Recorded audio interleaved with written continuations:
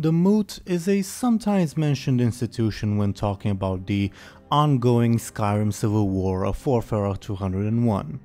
On paper, it is a gathering of all the Jarls to elect the next High King of Skyrim, but in practice, as the Red Guard Abdul-Mujib Babakneh put it, quote, "The Moot is more formality and feeder than anything else. The successor to the High King is almost always an obvious choice." Still, this does not mean that it is unimportant, and especially in its early history, the Moot has shaped the fate of Skyrim for better or worse. Unfortunately, when it comes to this early history, as is often the case with Elder Scrolls lore, we have to rely upon later sources, the earliest dating to the mid-Second Era. The source that provides the most detailed recount of the Moot's early history is the first edition of the Pocket Guide to the Empire, written in the late Second Era during the conquest of Tiber Septim. Now, there's little reason for the pro-Imperial and pro-Nord author of this little booklet to lie about these specific events. The booklet is also joined with commentary by an Elven source who, while very critical of the Nords, does not contradict the specific facts regarding the Moot. However, given the length of time involved, literally 3,000 years, at least some mistakes are likely.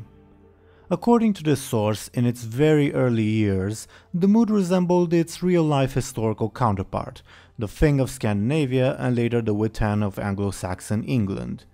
In Skyrim's ancient past, while the land was already divided into holds, possibly with similar borders to the ones we see today, these were not always ruled by Jarls. The holds could also be headed by clan heads or local councils, also called moots. The actual Skyrim-wide Moot was created during the incredibly long reign of King Harald of the First Era, the 13th of the line of Isgurmor and, since recorded history was more primitive at the time, the first 100% certain not mythological king of Skyrim.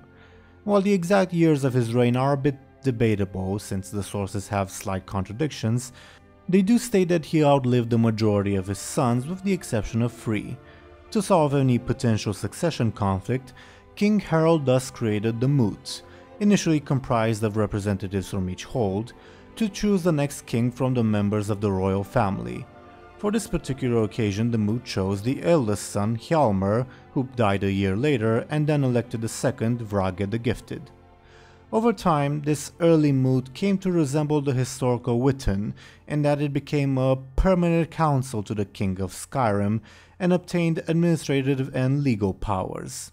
The author of the first edition of the Pocket Guide to the Empire, with the benefit of hindsight, states that this early Moot became partisan and ineffective, to quote, though we should take their words with a grain of salt.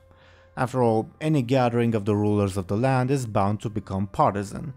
Still, to prove the point, the Moot and all of Skyrim reached a crisis following the death of King Borgus, the last of Isgurmor's dynasty. Incidentally, this was also when the first crown of Skyrim, the Jagged Crown, was lost. The Moot was unable to choose a single ruler of Skyrim, which sparked the disastrous War of Succession, lasting for 51 years. The war itself led to the dismantling of the First Empire of the Nords, as it led to the loss of their territories in High Rock, Morrowind, then known as Resdayn, and Cyrodiil. The Pocket Guide blames the event on the Moot's inability to elect the, quote, obvious and capable Jarl Hans of Winterhold, but for obvious reasons we should take this statement with a grain of salt.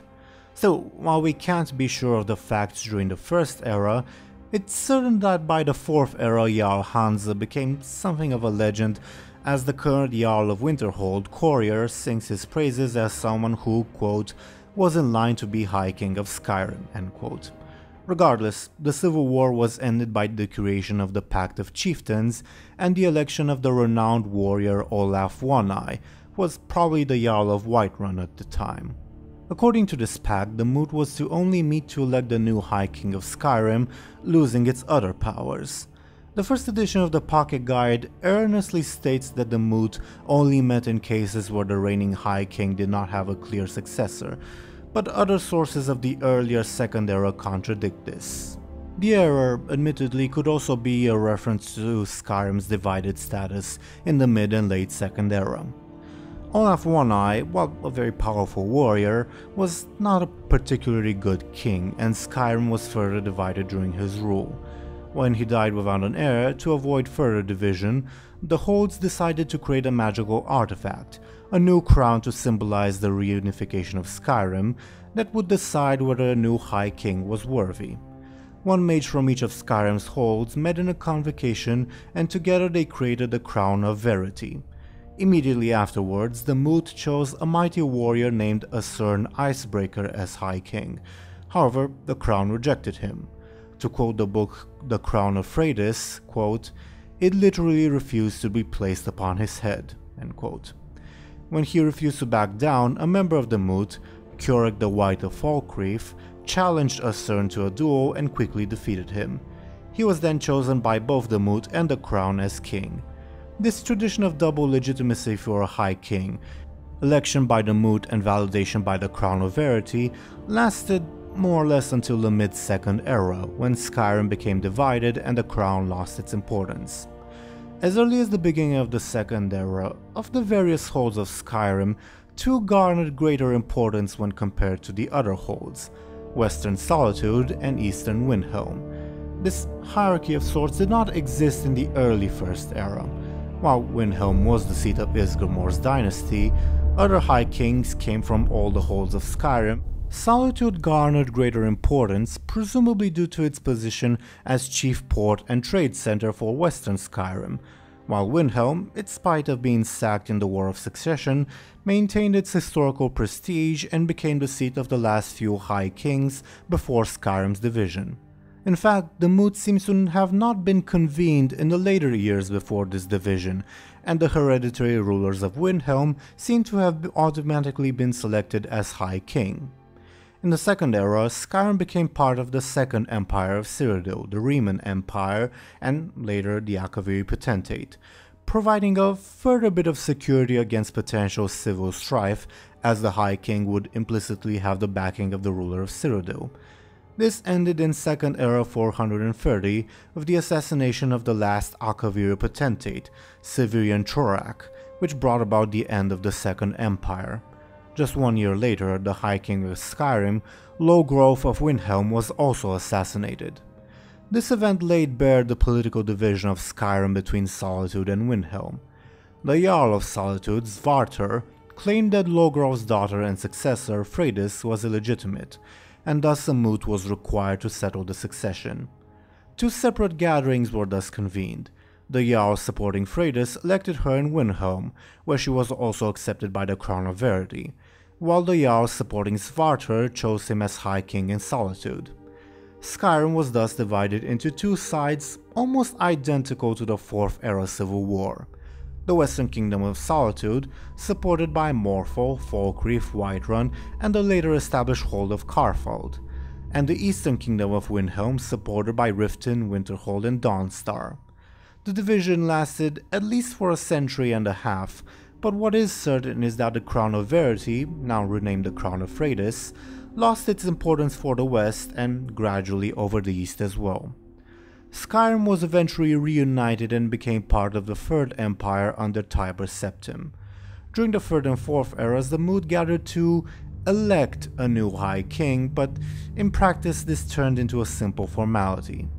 In these times, as Solitude was the city most directly influenced by imperial culture and politics, and also likely due to the history and blood relations its rulers shared with the Septim dynasty, the Jarl of Solitude was always the High King of Skyrim, only recognized by the Moot. Pejoratively, some have called the High Kings of the era the, quote, Emperor's Solitude puppet. Still, the Moot of this time wasn't entirely unimportant. Any gathering of Skyrim's rulers in one place is bound to create discourse and cause factions to form. Ulfric Stormcloak used the Moot, which recognized High King Torg, to spread his message calling for Skyrim's independence and to gain supporters from the other Jarls.